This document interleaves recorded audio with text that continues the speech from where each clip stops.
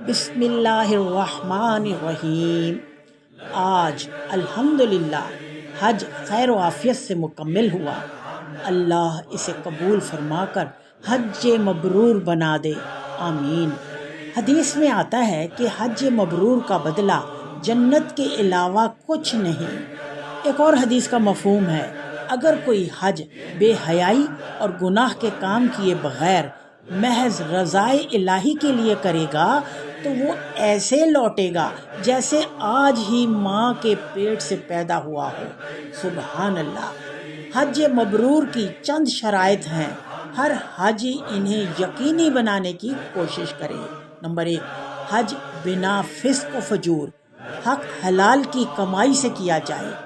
Number 2، دوران حج نگاہوں کی حفاظت کی جائے، کیونکہ تمام عورتیں بے نقاب ہوتی ہیں، اپنی اپنی نگاہ نیچی رکھی جائے۔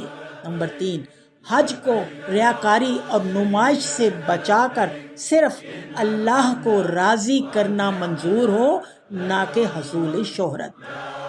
اب آپ اپنا محاسبہ کیجئے، کیا حج کے بعد آپ کو مسلسل نیکی کرنے کی توفیق مل رہی ہے؟